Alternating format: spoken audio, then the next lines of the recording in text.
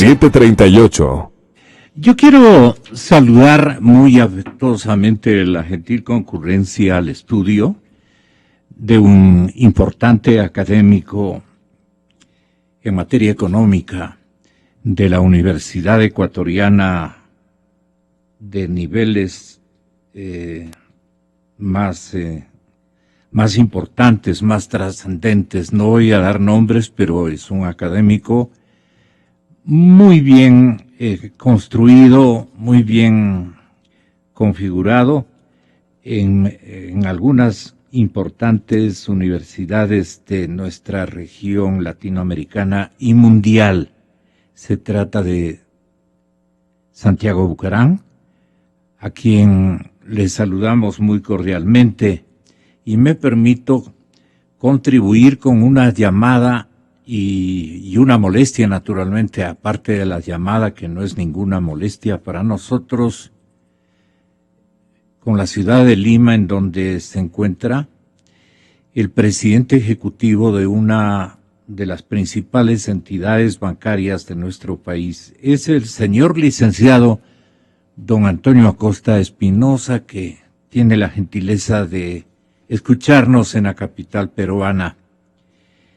Y claro, a pocos días de que el pueblo ecuatoriano, ojalá, aspiramos, incluso invocando al Señor. Miren ustedes el nivel de desespero, el nivel de gran expectativa y de que haya un acierto en los mejores niveles de selección de parte de la ciudadanía y la sociedad ecuatorianos, porque se está jugando el destino de nuestro país. Es un modelo económico que ha sido sobreutilizado inclusive durante esta década sin reparo alguno, y que de lo que tenemos entendido, el licenciado Acosta y señor economista Bucarán, el gobierno, de ganar las elecciones con su candidato, un prestigioso ecuatoriano, asumiría algo que me llamó profundamente la atención. Él saldría a decir, el mismísimo presidente Correa saldría a decirnos que el triunfo de su candidato presidencial es una ratificación de apoyo a su modelo económico. Eso va a reivindicar de lo que él mismo ha ponderado en sus pláticas con la población en jornadas proselitistas, digamos. Él y su partido van a asumir como una convalidación de parte del pueblo ecuatoriano en mayoría democrática, naturalmente, de que todo está bien, de que el modelo económico está funcionando a cabalidad y de que más bien hay que darle mayores fortificaciones por el lado, por ejemplo, y saben en el partido de gobierno que yo no estoy mintiendo. Yo alabo mi trabajo desde el ángulo de búsqueda de verdad. Escúcheme bien la colectividad.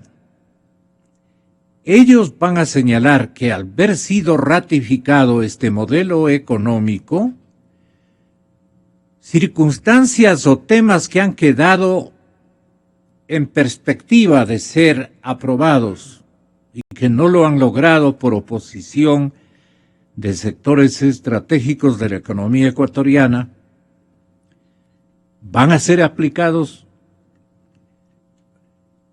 apenas ellos inauguren el 11º año de la administración de la República del Ecuador.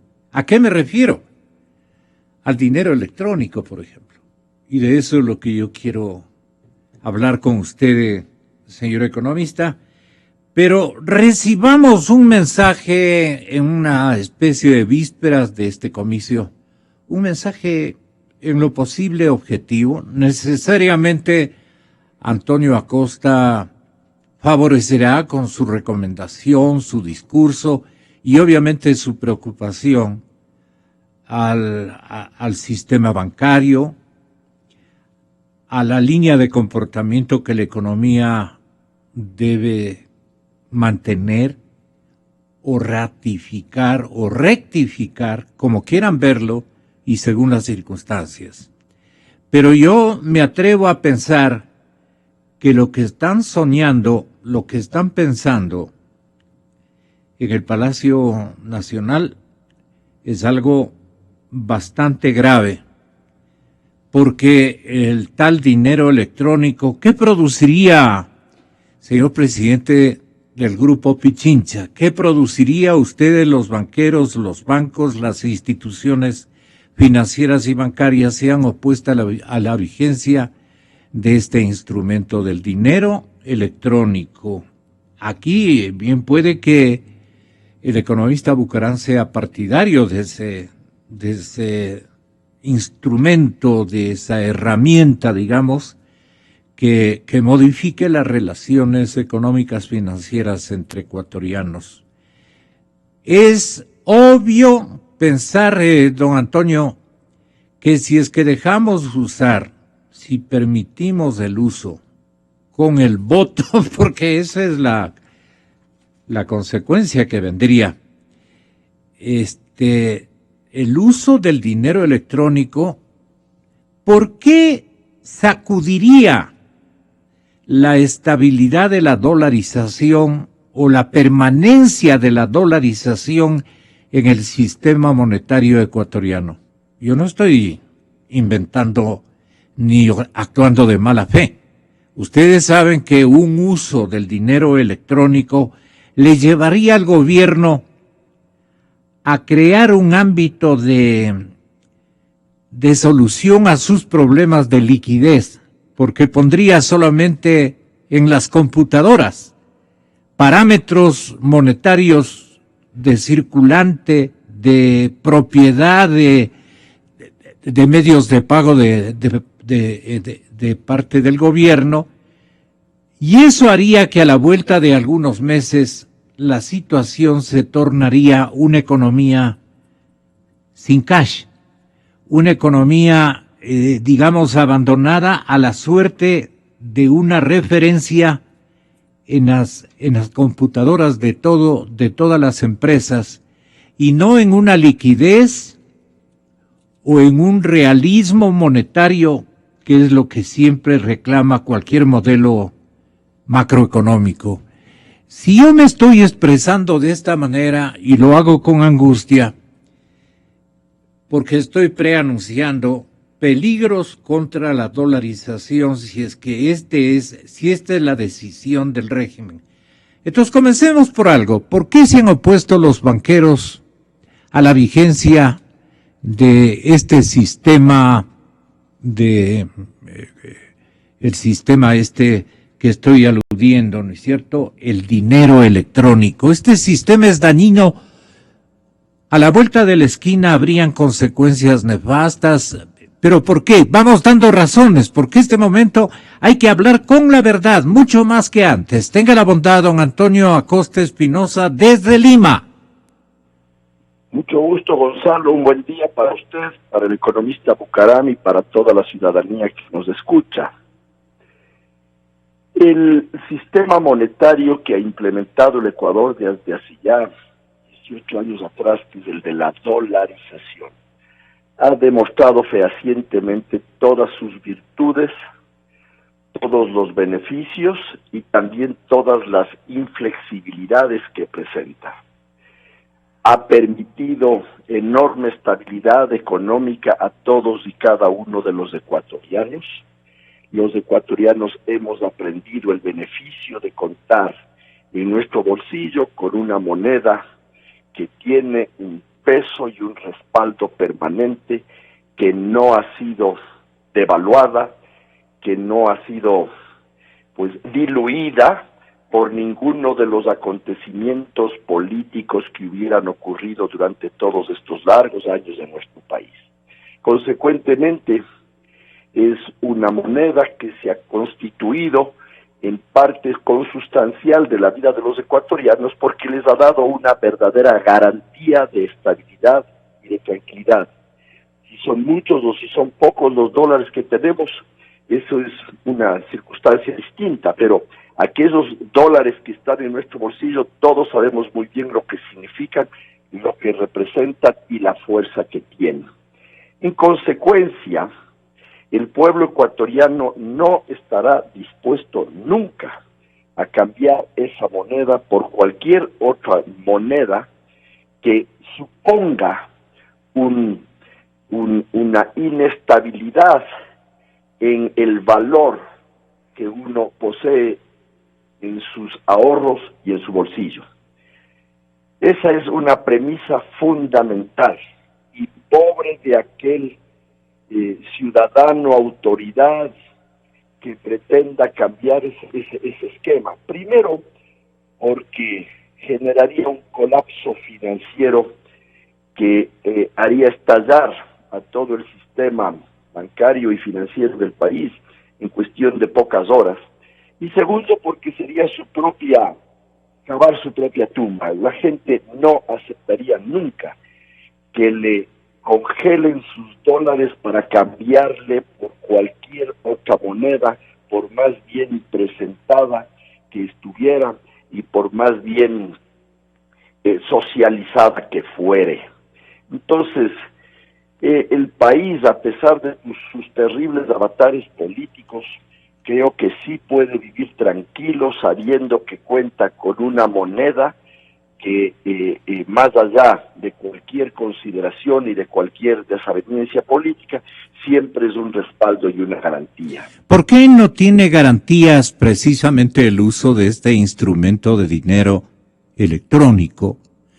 En el caso ecuatoriano, que maneja una economía dolarizada y que este momento están en libros, en registro electrónico exclusivamente, parámetros tan importantes como gasto corriente, como presupuestos, como deudas, como cambio de bonos o otorgamiento de bonos, etcétera, etcétera, parámetros que le dan claridad a cualquier economía en cualquier modelo.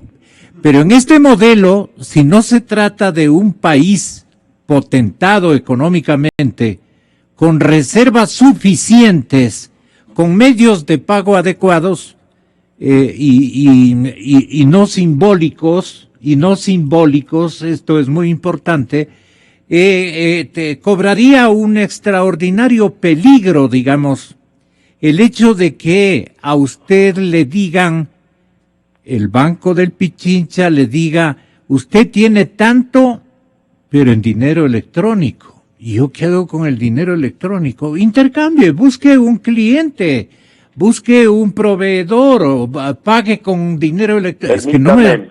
Perdone, pero yo estoy graficando esa situación o estoy equivocado. Permítame expresarle, Gonzalo, lo siguiente, con el antecedente que ya había mencionado de la fuerza del dólar en el convivir diario de los ecuatorianos. Por supuesto, ya había dicho, nadie va a estar dispuesto a que le cambien su moneda con cualquier otro tipo de moneda que no tenga ese respaldo. Habiendo dicho eso, nos concentremos rápidamente en el tema del dinero electrónico. Nosotros hemos dicho con absoluta claridad, yo mismo en estos micrófonos he expresado antes, Gonzalo, que nosotros creemos y sí pensamos que la moneda electrónica es absolutamente válida para facilitar transacciones entre los ecuatorianos. Sin duda eso es válido, funciona en muchos otros países con mucho éxito. En Perú es un ejemplo lo que se ha logrado en poco tiempo utilizando para las transacciones virtuales una moneda electrónica. Si estamos tan de acuerdo, ¿por qué nos preocupa la situación en el Ecuador? Y le respondo inmediatamente, Gonzalo. Porque en el Ecuador, la forma como está concebida la operación del dinero electrónico, en nuestro concepto es equivocada. Explico por qué. Porque es el Banco Central la única entidad dentro del Ecuador que está facultada para mantener las cuentas de dinero electrónico. ¿Y qué hay de malo en que el Banco Central sea la única entidad? Pues que para que el dinero electrónico tenga la credibilidad y la fortaleza similar a la del dinero físico, debe tener absoluto respaldo. ¿Qué quiere decir eso? Si yo cargo en mi teléfono celular $5 electrónicos, quiere decir que alguien en algún lado deben estar depositados $5 físicos, que son los que están respaldando esos dólares que están cargados en el teléfono celular. El Banco Central dice que ellos van a respetar esta situación, que ellos van a mantener los dólares físicos. Pero paralelamente uno ve, y sigue viendo cada vez con más fuerza, que el Banco Central se ha convertido en el banco del gobierno, en el prestamista del gobierno. Entonces la pregunta que uno se hace es, ¿será que esos dólares físicos que uno deposita en el Banco Central para respaldar sus dólares electrónicos no terminen siendo prestados al gobierno nacional? En cuyo caso ya empieza a perder fuerza el respaldo que debe estar permanentemente líquido para el dinero electrónico. Primera observación, es decir, la duda que tenemos, la primera duda es si el dinero electrónico va a ser una fuente de financiamiento para las necesidades fiscales. Porque como el Banco Central es el único depositario al final del día de las cuentas de dinero electrónico, se supone que todo el dinero físico que respalda al dinero electrónico está en el Banco Central. Consecuentemente, primera duda. La segunda duda, ¿será que se va a hacer una emisión inorgánica? Consecuentemente, ¿será que va a empezar a circular una moneda llamada dinero electrónico, pero que no tenga el respaldo? Y como esas dudas están latentes en el mercado y el ecuatoriano se ha dado perfecta cuenta, por eso es que no ha prosperado la plataforma. La información última que tenemos es que en dinero electrónico se han acumulado más o menos $6 millones a la fecha. Cifra que por supuesto no tiene ninguna relevancia dentro de todo el movimiento económico del país.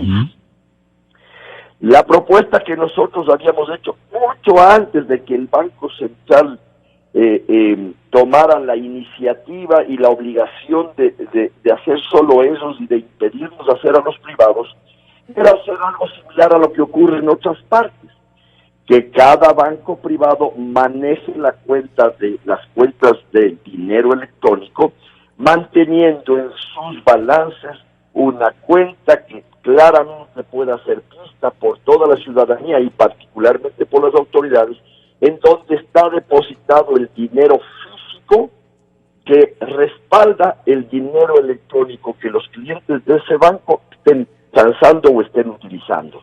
Es decir, hay que dar esa garantía para que el dinero electrónico, que yo inclusive me permití llamar en aquellas conversaciones con las autoridades, más que dinero electrónico debería ser dólar electrónico. Es decir, es un dólar que se está transando a través de un dispositivo móvil, lo cual es absolutamente válido, es absolutamente positivo e interesante, pero que está respaldado por un dólar físico que lo debe tener el banco que emitió ese dólar electrónico. En resumen, el escepticismo de la banca es ese. Es eso, claro, no tenemos confianza en el respaldo que el Estado, porque es el único que se reservó para sí, y es el único país, por cierto, de todos los que yo conozco, en donde se dice que las transacciones electrónicas se harán, pero las cuentas tienen que estar exclusivamente registradas en el Banco Central. Entonces usted quiere transar el dinero electrónico, usted tiene que abrir una cuenta, pero en el Banco Central. Su plata física va a estar en esa cuenta dentro del Banco Central. ¿Será que la van a tener en la bóveda o será que la van a prestar? Es el asunto. Me apena que hayamos caído en ese tipo de dudas con nuestra entidad rectora de la economía, como debe ser el Banco Central. Pero las cifras, Mauricio Dávalos. Santiago, que está con usted, tendrá allí seguramente las cifras que le demostrarán que buena parte de la reserva internacional de libre disponibilidad que está depositada en el Banco Central está prestada ya a la caja fiscal. Entonces, allí empieza uno a especular. Claro. Desgraciadamente, la forma como ha operado en este sentido el Banco Central permite una especulación que hasta podría ser injusta, pero esa es la verdad. Entonces, como no hay esa garantía, no ha operado pues satisfactoriamente el problema del dinero electrónico, y es una pena, Gonzalo, porque es un mecanismo de trazabilidad absolutamente válido, absolutamente interesante, con enormes beneficios para toda la colectividad, pero que no ha logrado despegar precisamente por las dudas que se han generado, principalmente en el respaldo de ese dólar electrónico. Muy bien, muy sincera, Gonzalo, muy trascendente, importante su explicación. Muchas gracias. Un feliz retorno desde la capital peruana. Gonzalo, siempre a las órdenes. Un saludo para Santiago y para todos los radioescuchas. Bueno, economista Santiago Bucarán, usted ha discutido este tema de largo con sus colegas y especialmente con los sectores empresariales, financieros, pero mucho más con sus alumnos. Y hoy estamos en una acción un tanto didáctica, ¿no? Está escuchándonos en el límite de las provincias de Imbabura y Carchi el señor economista Mauricio Dávalos, ex gerente del Banco Central del Ecuador. Así es que estamos, y en Lima también, a través de nuestra línea satelital, nuestra cobertura mundial, nuestra antena internacional, está escuchándonos el mismísimo banquero que estaba en uso de la explicación y de la palabra. Tenga la bondad, ¿usted qué piensa? ¿Por qué tanto escepticismo si el dinero electrónico es parte de la modernidad? Ahora, es una moneda prestada la nuestra. Todos los parámetros están medidos, los de deuda, los de obligaciones del Estado frente al resto de ecuatorianos, frente al conjunto de sectores estratégicos de la economía, al comercio exterior, especialmente al sector empresarial. Todo el mundo está desconfiando de que este gobierno, con la manera como ha tenido bastante alegre de manejar el modelo económico, vaya a solucionar sus problemas fiscales o sus problemas de endeudamiento a través de este mecanismo que en otras partes es un gran instrumento de intercambio monetario o algo por el estilo. Tenga la bondad, bienvenido, señor economista Bucarán. Gracias por la invitación, Gonzalo. Un saludo a Antonio y también al economista Dávalos que nos está escuchando y a las demás personas que están conectadas con la radio. Voy a concordar con casi todo lo que dijo Antonio Acosta. El gran problema de la moneda electrónica no es en sí el concepto, la definición misma o el instrumento, porque el instrumento, la idea inicial tenía cierta lógica. O sea, en Ecuador tenemos un alto nivel de porcentaje de personas que no están bancarizadas, por lo tanto, esto genera un problema en lo que es las formas de pago entre las distintas transacciones, especialmente en sectores rurales o en sectores muy apartados. Entonces, lograr un aumento de la bancarización tiene sentido. El problema está no tanto en el instrumento en sí, sino en esa necesidad casi enfermiza del gobierno de buscar de que sea un monopolio este dinero electrónico, un monopolio exclusivo del gobierno manejado por el Banco Central del Ecuador.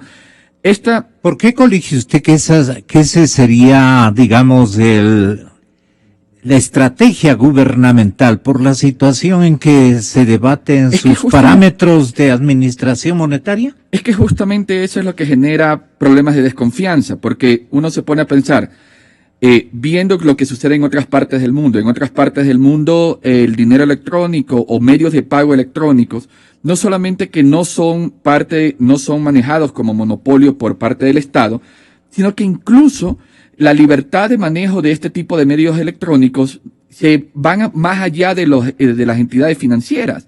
Entonces, no solamente bancos manejan dinero electrónico, sino empresas que no tienen nada que ver con el sector financiero. Entonces, hay una libertad para proveer este sistema de medios electrónicos. Uno de los medios electrónicos de pago más importantes en el planeta es PayPal.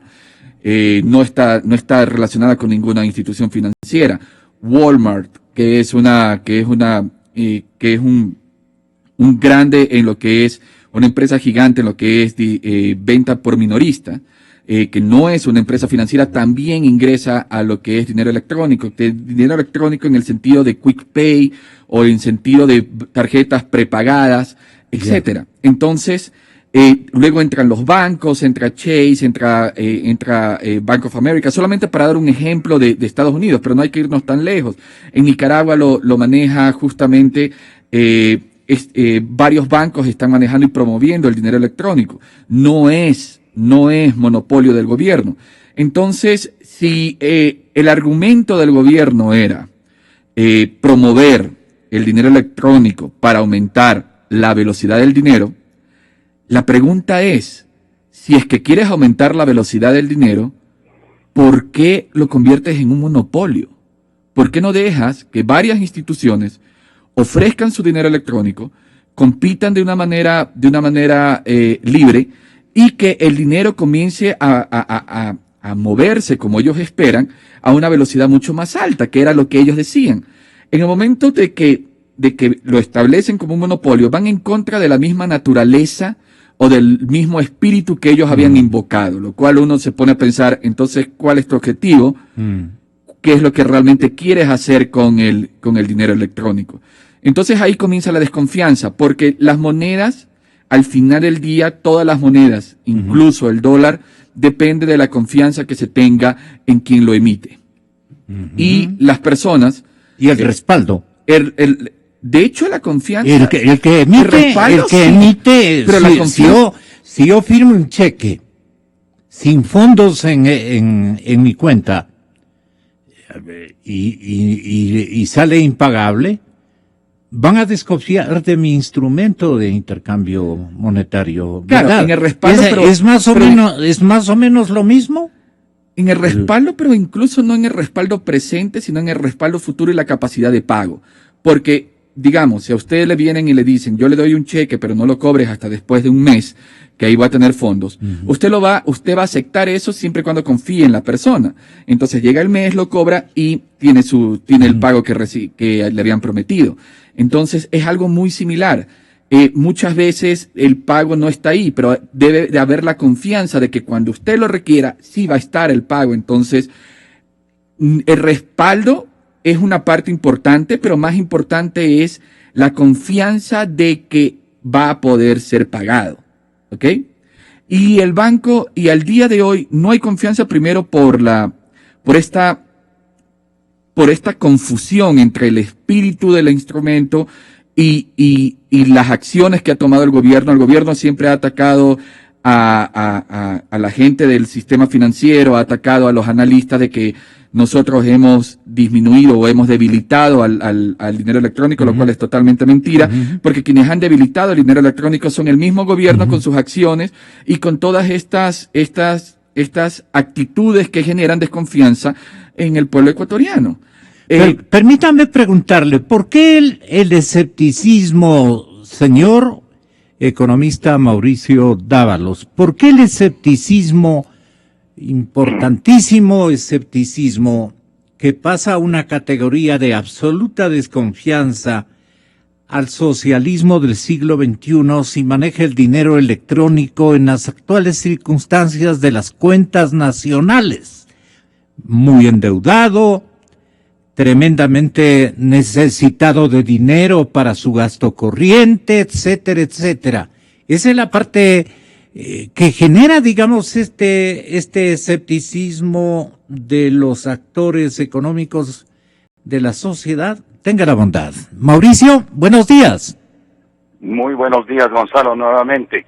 Se cortó la comunicación. Así bueno, es. creo que con la explicación que ha dado Santiago Bucaram, queda claro de la naturaleza que debe tener un verdadero dinero electrónico en el resto del mundo. Y debería tener aquí.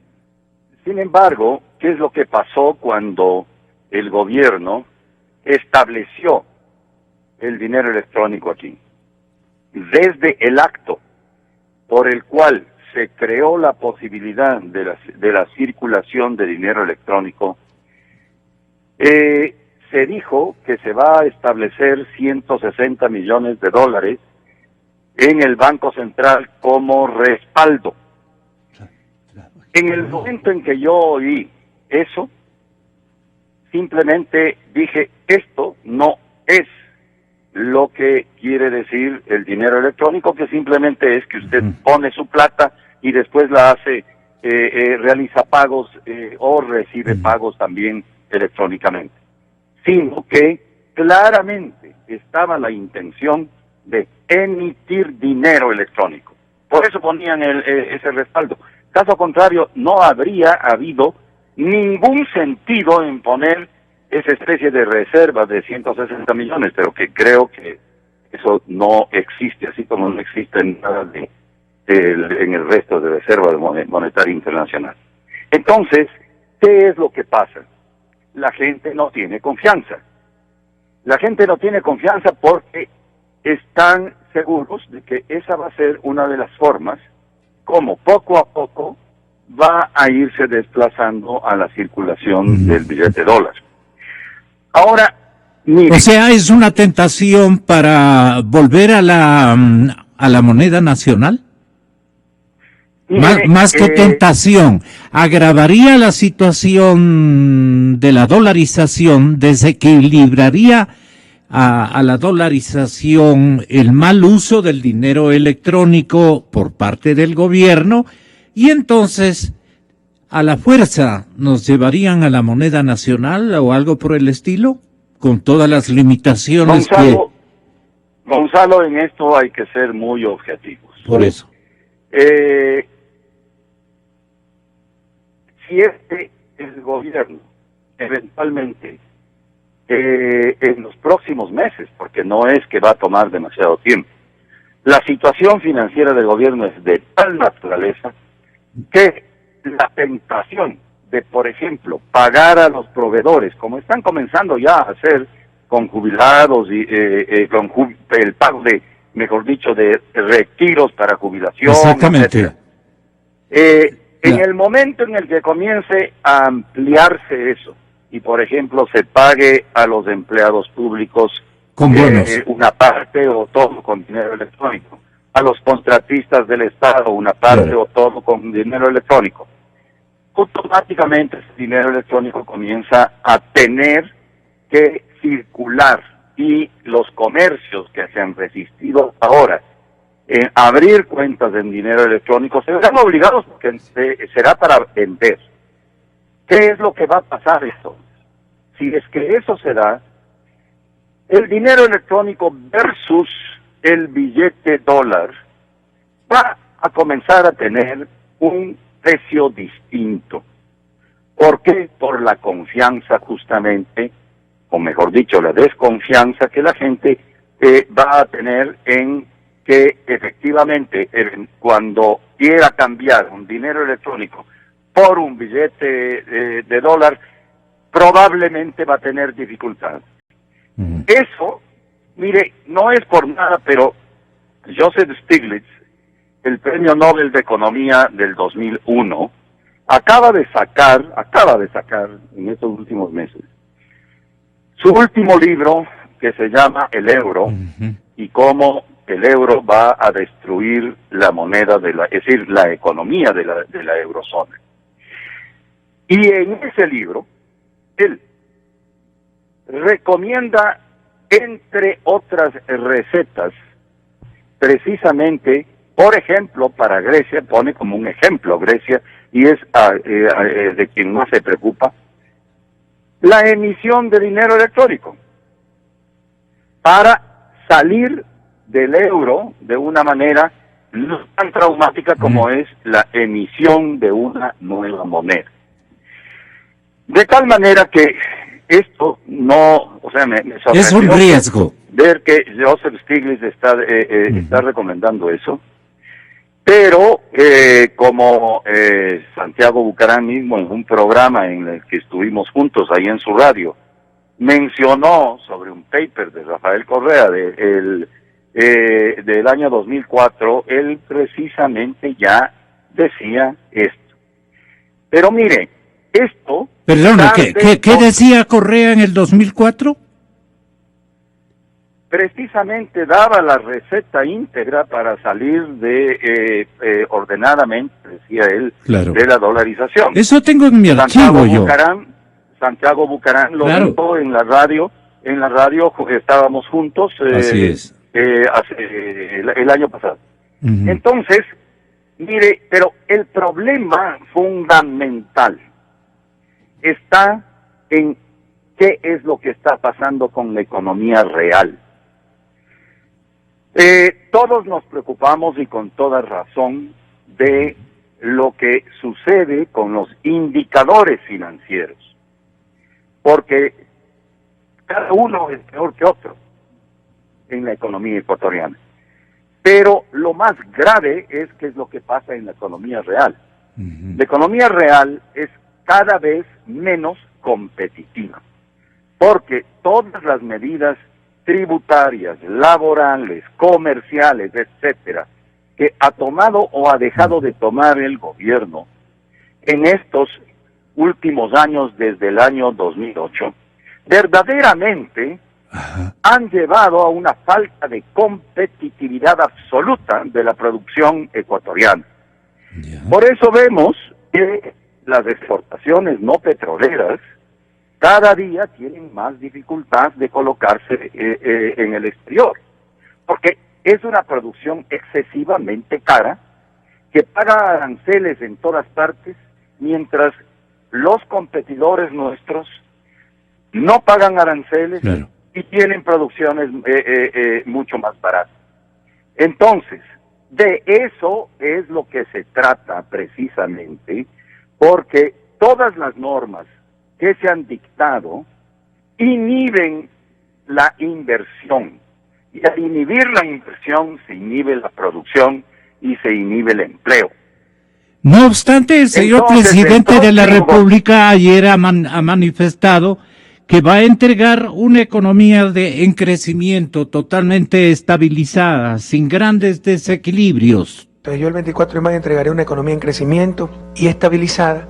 Y estabilizar significa sin grandes desequilibrios. Entonces eso se traduce en grandes déficits y gran coeficiente de deuda. ¿Dónde está el gran coeficiente de deuda? Tenemos 28%, Estados Unidos tiene 100%. ¿Dónde está? Pero como la gente no sabe, y algunas veces en la vida, en la política son más importantes percepciones que realidades, nos asustan, ¿no? Y en verdad el mayor peligro para el país está en el sector externo, por la dolarización, no tenemos tipo de cambio, cómo respondemos a la depreciación colombiana.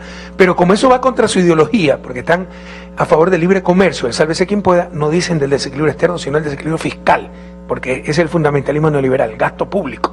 Todo hay que privatizar, no hay que tener escuelas, no hay que tener centros de salud. Cuando ustedes escuchen a esa gente, sepan que no está hablando un economista, está hablando un ideólogo mediocre además. Si hay un problema en Ecuador es el desequilibrio externo, por eso es que hemos cuidado tanto el sector externo con políticas comerciales como las salvaguardias. Pero la economía está estabilizada.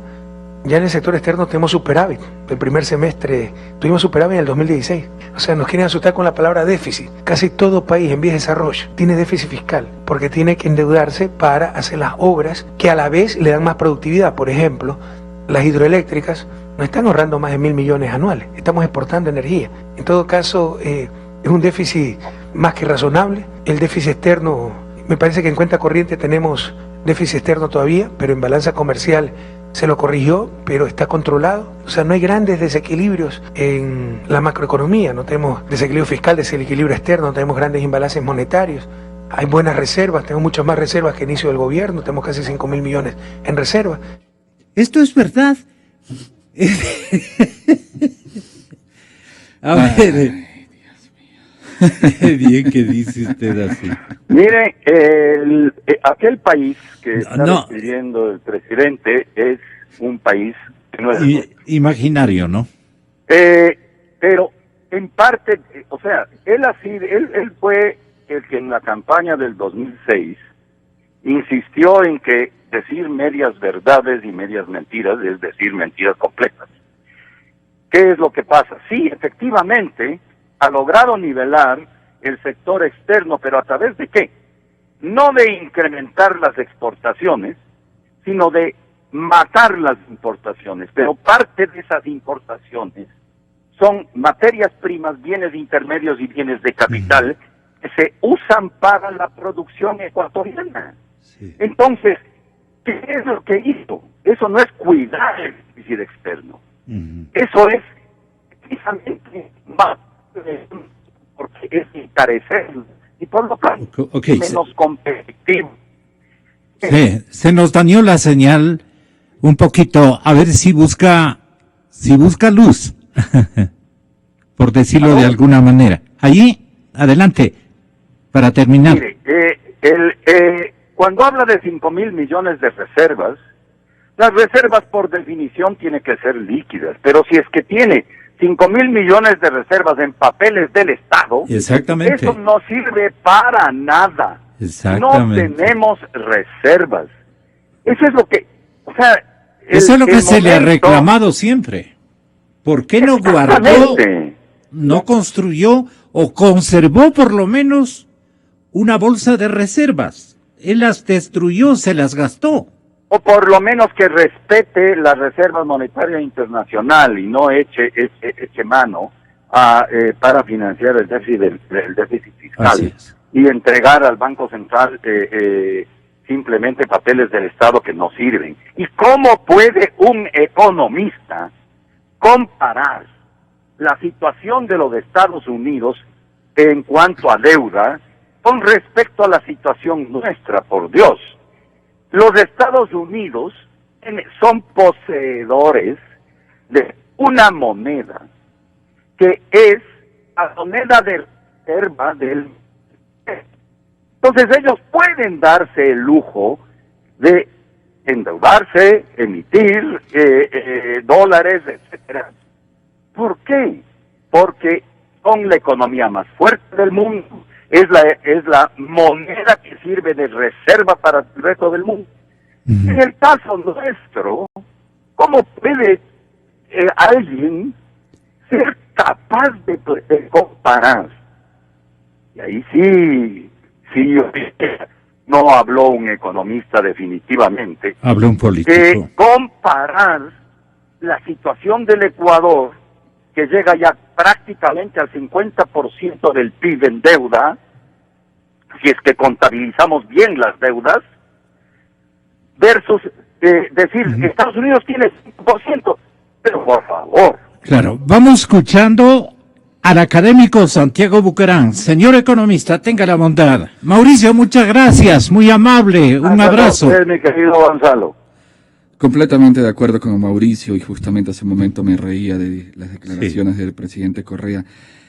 Porque ¿es audacia o es mentira o cómo calificaría? Como dice Mauricio, son medias verdades. Sí, tenemos un problema externo, el tipo de cambio real está sobrevaluado, tenemos una moneda dura que nos hace perder competitividad externa, pero las medidas que se han tomado, que son entre estas las barreras de importación e impuestos a salida de capitales, ha agravado mucho más el problema y ha convertido este problema externo en un problema real, en lo que respecta a la economía real, porque esas barreras a importación, tal cual como lo dijo Mauricio, ha encarecido aún más lo que es los costos de producción del sector exportador. Y ahora el sector exportador también se ha visto afectado porque en gran medida el sector productivo ecuatoriano ha dependido altamente de la demanda doméstica. Hay un déficit de la demanda doméstica por un aumento del desempleo, lo que está generando una recesión, y esto se genera un círculo vicioso que destruye incluso aún más empleos. ¿Y todo esto cuál es el origen? El origen es un problema fiscal. En los finales de los años 90 era un problema financiero que terminó convirtiéndose en un problema fiscal. El día de hoy tenemos un problema fiscal que se ha irrigado y que se ha regado al sistema real y se puede regar aún más. si es que no se llega a aceptar. Ya llevamos varios años tratando, o varios meses tratando de decir que el tamaño del Estado actualmente no es financiable. Ahora, cuando se habla de que se hace esas comparaciones absurdas del tamaño de la deuda, se lo compara primero con Estados Unidos, ya dijo Mauricio por qué no se lo puede comparar, pero ya, ok, demos el beneficio de la duda, vamos a compararlo con Colombia. Comparemos con Colombia. Colombia tiene casi 50% del PIB en deuda, pero es muy diferente, porque el análisis de deuda, de sostenibilidad de la deuda, no se lo hace a corto plazo, sino a largo plazo. Se trata de analizar, así como cuando alguien va a un banco, si es que tiene las posibilidades en el largo plazo con sus ingresos de pagar la deuda. Y al día de hoy, tal cual como está el sistema productivo ecuatoriano, al día de hoy, tal cual como están las finanzas fiscales, que son, en este momento a punta de deuda, cada mes entran entre 1.000 a 2.000 millones de dólares en deuda, y es a través de esa deuda que estamos cubriendo los baches de un aparato gubernamental que es sumamente grande. Entonces, no se han dado los ajustes necesarios tanto en gasto corriente como en gasto de inversión. En gasto de inversión también se debe hacer estos ajustes, y solamente han comenzado a hacer los ajustes cuando ya han estado en la situación en donde no hay otra salida. Él ataca la privatización, pero entonces, ¿vender TAME qué es? Uh-huh. O sea, que le cambies el nombre a algo no significa que no es esa cosa. No, que le digas alianza público-privada. Exactamente, que le digas alianza público-privada no significa que no sea privatización. Es privatización. Y tú estás privatizando.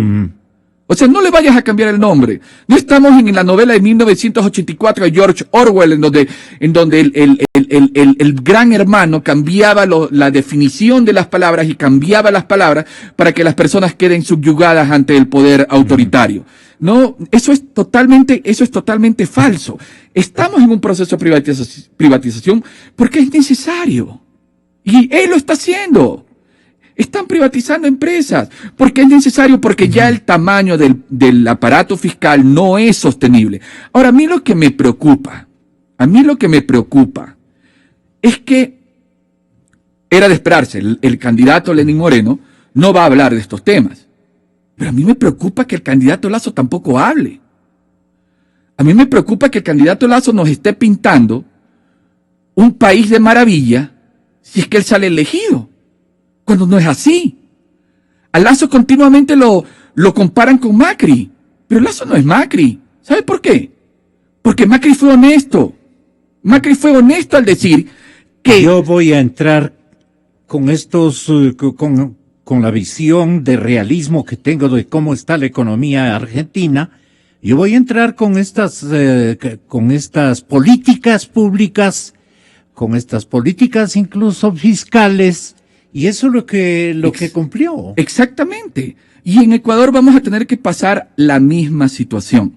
En Ecuador, eventualmente, tarde o temprano, va a suceder que todos los ecuatorianos vamos a tener que soportar el ajuste. ¿Cuál es la diferencia de manejo de ajustes entre Lenín, si gana él, y Guillermo Lasso, si gana Guillermo Lasso? Que Guillermo tendría una posibilidad de ser más flexible y de tomar las decisiones en el momento adecuado. Ahora, el problema está, aquí viene ya, si ya entramos a un problema ya político, exacto. El problema es que ya de por sí ya tenemos toda esta situación. Tenemos el problema fiscal, tenemos el problema monetario, de endeudamiento, el problema de crecimiento negativo, falta de liquidez, alto riesgo país, pero a esto le podemos, y si en el momento que gane Lasso va a entrar un problema adicional que es conflictividad política, claro. Porque claro, él llega al poder ejecutivo, pero va a estar secuestrado, porque la asamblea está en manos de Alianza País, el Consejo de Participación Ciudadana en manos de quién está, pues. El Tribunal Constitucional, la Corte Constitucional, ¿en manos de quién está? Si se quiere hacer reformas legales, lo van a bloquear. Si además de eso le quiere hacer cambios, no solamente se quiere llamar consulta popular, ¿qué va a hacer pues la Corte Constitucional? Una asamblea constituyente. Entonces ahí viene justamente esto. En estos momentos, en esto que es la recta final de las elecciones. La única herramienta sería destruir la revolución socialista y pasar a otro modelo. Exactamente. Si es que estamos hablando de cambio y si la bandera de lucha del candidato Lasso es cambio, en esta semana yo esperaría que haga lo que varios sectores políticos le han pedido, que él prometa que el primer día de su posesión va a invocar el artículo 444 llamado Asamblea Constituyente para desmontar todo este sistema, porque este es un problema estructural, que ha terminado, ha desembocado en una crisis económica, pero que su origen es político. Y cuando hablamos de ideología, es el problema de esta ideología de este sector que ha gobernado el país durante 10 años, que no cree, primero, en las libertades individuales, y segundo, que no cree en el crecimiento y en el emprendimiento privado, lo que nos tiene en este momento, que no vamos a salir de esta situación si es que no se toman medidas fuertes. Una de las medidas que son medidas de ajustes, y vamos a decir, pero ¿por qué se van a tomar medidas de ajustes? Eso es lo que no queremos. Señoras y señores, pueblo ecuatoriano, no solamente que se feriaron y se chuparon la plata, como decimos en Guayaquil, no solamente que se la tomaron la plata, sino que usted también estuvo invitado, pues, señor ecuatoriano, y usted no dijo nada. Incluidos los empresarios. Incluidos los banqueros. Exactamente, porque se habla de que el gobierno ecuatoriano ha sido adicto al petróleo. Pero el sector productivo fue adicto al gobierno. Porque el gobierno no es que cogió esa plata que le entró por el petróleo y la quemó.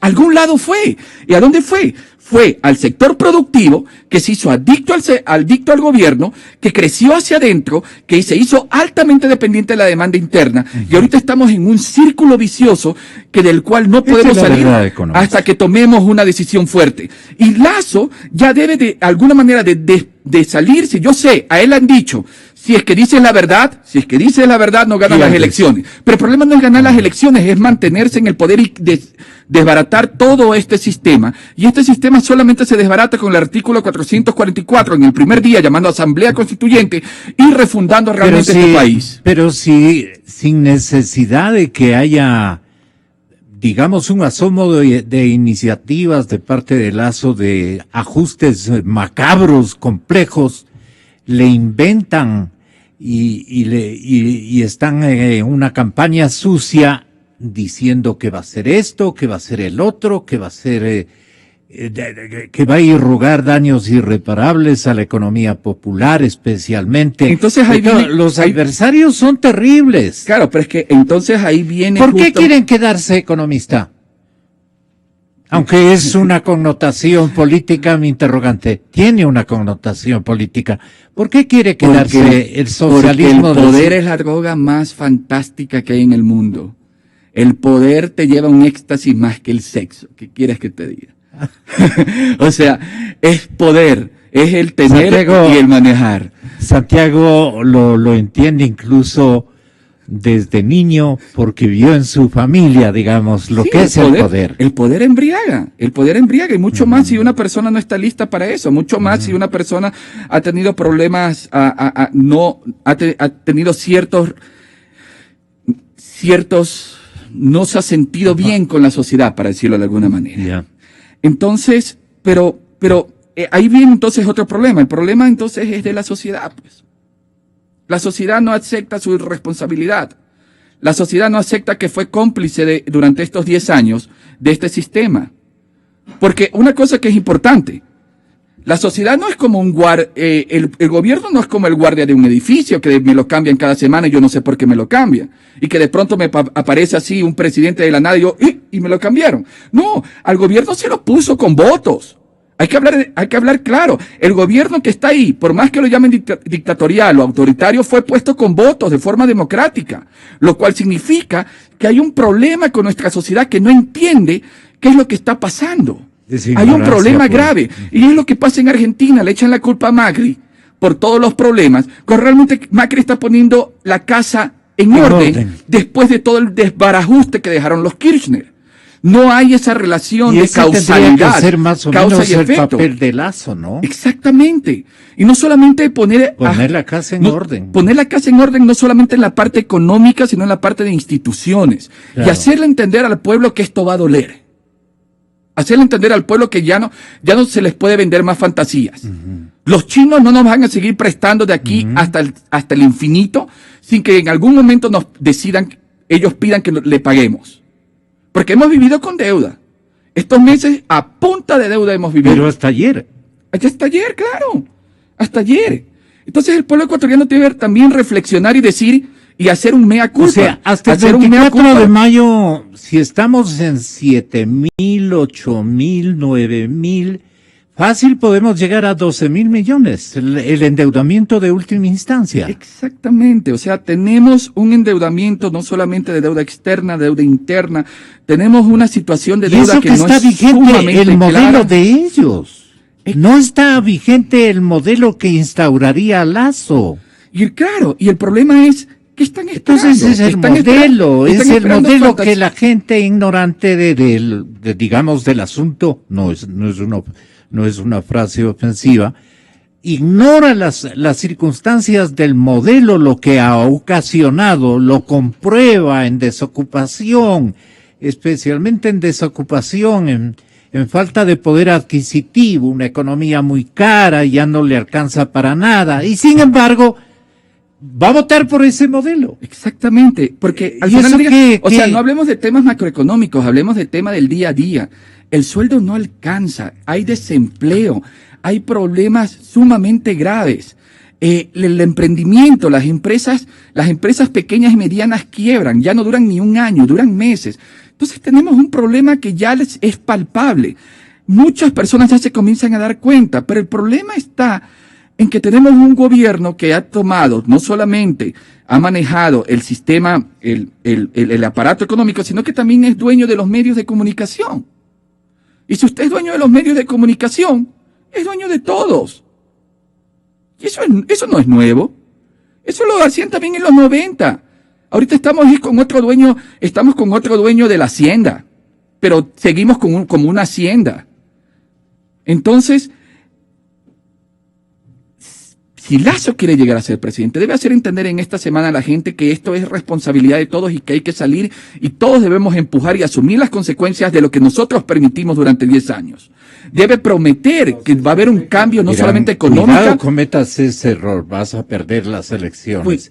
Pero en cambio, el pagaré de luego va a ser tremendo para el mismo Lazo, ¿no? Exactamente, porque va a prometer cosas que no va a cumplir y la gente se va a acordar de las promesas.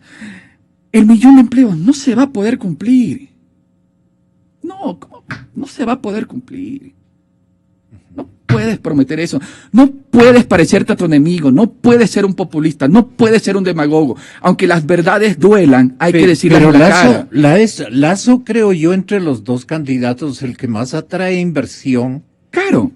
Es Lazo. Pero en este momento debe ser sincero. Y el que más apoyo de realismo tiene para ofrecer 1.000.000 de empleos es Lazo, porque él sí puede atraer inversiones, confianza, credibilidad. Pero es que a mí me da miedo algo. A ver. A mí me da miedo lo siguiente. Yo no soy experto, simplemente estoy aludiendo lo que pienso yo lo veo desde como ciudadano. Yo lo veo desde el punto de vista político. Ya. O sea, a mí me da miedo que a Lazo lo conviertan en el siguiente Maguad. ¿De qué manera? Porque entra Lazo al poder, pero entra Lazo al poder con una camisa de fuerzas. Y tiene todo el aparato judicial, todo el aparato legislativo, todas las instituciones secuestradas por el correísmo. Pero entonces ahí la estrategia ideal. Lo que más bien debe decir, esclarecer contundentemente es que él viene en procura de una Asamblea Nacional Constituyente. Eso es lo que se le ha pedido. Eso tiene que anunciar. Y no decir primero voy a negociar y mandar proyectos de ley. Mandas proyectos de ley y te lo van a rechazar. Y lo peor, lo que van a hacer es esto. Mandas tu proyecto de ley para eliminar los impuestos, te lo van a aceptar. Pero cuando te des cuenta que necesitas ingresos y necesites poner impuestos, ahí te van a bloquear. La economía entra en problemas y después de culpa de quién fue, de Lazo. Yo les dije, fue como Macri, comienzan a decir, y salen en todas las propagandas, él fue Macri, ve, yo les advertí. Entonces viene desde las nubes a rescatarnos nuestro gran Mesías y Salvador, y no solamente serán 4 años más, sino 20 años, y si no será la dictadura perfecta perpetua. Qué pena, pero coincidimos 100%, y esto es lo que yo he venido elaborando y diciéndole a mi manera. Desde luego yo no soy un experto ni un adivino, pero usted es un académico respetable y un hombre de bien, un hombre además muy bien formado, muy bien instruido, con multiplicidad de experiencias. Nada que ver con los que se dan de sabios de la Grecia este momento y que han dominado, digamos, políticamente estos 10 años. Nada que ver. Estos jóvenes, como Santiago Bucarán, estos académicos, estos nos dicen la verdad, la plena. Señoras y señores, a pensar bien lo que van a hacer el 2 de abril. Muchísimo tienen que... Yo le decía en el año... No, por acá está. Creo que era el 2000, el 2005, no voy a pasar absolutamente nada. Sí. Yo le decía no era presidente, a mi invitado, el señor economista Rafael Correa. ¿Cómo cree que debemos blindar la dolarización?, le preguntaba. ¿Cómo estaría su discurso en ese tiempo? Todavía no tenía estos amigos del socialismo del siglo XXI. Era un hombre con mayores libertades, con otro tipo de discurso. Y mis compañeros... que ¿Quiere conocer a una persona, la verdadera? Dele poder. ¿Sabe qué? ¿Sabe? Y ahí conoce a la persona. Sí. Dele poder y ahí conoce a la persona. Qué bien. Él me contestó, oye, economista, ¿cómo blindamos a la dolarización? Dijo, como se blinda cualquier país, fortaleciendo el aparato productivo. El principio de la economía, querido Gonzalo, es la producción y la base productiva del Ecuador, que está destrozada. El desafío es cómo reactivar la economía en un contexto de tipo de cambio fijo extremo, que es la dolarización. En eso era coherente permanentemente. Eso se puede lograr con competitividad y política comercial. ¿Usted qué opina? Cuando han transcurrido, esto fue en el 2005, antes de ser candidato a la presidencia inclusive. Era un académico como usted. Creo que usted le reemplazó en la San Francisco. Que si usted le lee eso y no le dice que fue él, diría, eso es ideología, esos son los típicos opositores. Exacto. Señor Rafael, fue usted el que dijo eso, fue usted, no es el opositor derechista que usted habla, sí. Fue usted. Usted está dando los mismos conceptos que nosotros estamos dando al día de hoy. Y no es de derecha a izquierda, es simplemente sentido común. Yo no he dicho eso, vaya a decir el señor presidente de la República. Sí dijo eso, señor presidente, le compruebo. ¿Quieren mantener la dolarización? Mantengámosla. Y pongamos un candado para no salir de la dolarización, que es eliminar el Banco Central. Ahí sí saltan, pues no es que ahí están todos sus panas. Entonces, hasta en eso son incoherentes, porque estrictamente hablando en dolarización no se necesita un Banco Central. Ahora, yo no creo que hay que eliminar el Banco Central, yo creo que el Banco Central puede cumplir algunas funciones muy eficientemente como administrador del sistema de pago. Lo que sí es intolerable es que en un país sin moneda nacional hay un Banco Central de 800 personas con un presupuesto de 100 millones. Lo que más le interesa, ministro, conocer al país es cómo blindamos la dolarización para muchísimos años o para algunos años. Pero como se blinda cualquier economía, y mire, el objetivo no es la dolarización, es el país. Como se blinda cualquier país, fortaleciendo el aparato productivo. El principio de la economía, mi querido Gonzalo, es la producción. Y la base productiva ecuatoriana está destrozada. Entonces el desafío es cómo reactivar la economía en un contexto de tipo de cambio fijo extremo que es la dolarización, y eso solo se puede lograr con competitividad y política comercial. Porque hablaba de China también, otro país con gran déficit comercial, que le podemos colocar a China derivados ¿Cómo podemos colocar derivados a China si no tenemos capacidad de refinación? También ahí es coherente. China sí la tiene. Le podemos dar crudo que nos refine. Le pagamos por esa refinación y le colocamos nuestro propio producto.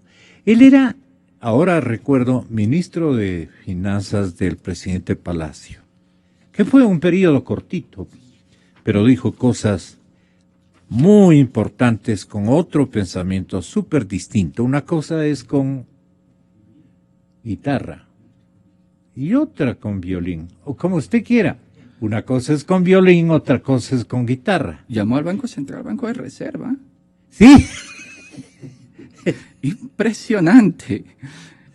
Sería interesante poner una simulación y ponerlos a debatir el antiguo Rafael con el nuevo Rafael. Le voy a contratar de productor a usted. Muchísimas gracias, economista. Gracias, Siempre Gonzalo. es muy grato conversar con usted. Recordando con respeto al señor ciudadano ministro y ahora contemplando sus nuevas tesis y teorías, el ciudadano presidente que está auspiciando la candidatura de un sucesor de su misma bancada político-partidista, con todo derecho, desde luego, señor presidente. Pero hay que respetar y decir la plena y ser coherente en la vida, especialmente en el discurso político y en el discurso económico, porque ahora la parte labrada viene a radicar el tipo de economía de ajustes que tiene que primar, y esto hay que decirle a la gente, con la estrategia, con el tino que caben en los actuales momentos, para que no sea aprovechada por la estratagema naturalmente oficialista. Señoras y señores, no soy dueño de la verdad, pero un poco digo lo que piensan los demás, un poco por lo menos. El señor alcalde, estábamos conversando, porque el señor alcalde se quedó largo tiempo en Teleamazonas. Parece que le fue extraordinariamente bien con las colegas de Teleamazonas. Ya está entre nosotros el alcalde de Quito, señoras y señores, y nos despedimos con un abrazo. Otra cosa es tenerlo acá usted. No se me vaya a Guayaquil, señor economista Bucarán, se va mucho a Guayaquil y nos hace falta, realmente nos hace falta, porque estamos buscando con usted la verdad. Inicio de espacio promocional y publicitario. Mi nombre es Jaime y la medicina es mi vida. Desde muy pequeño supe que hacer que los demás tengan una vida mejor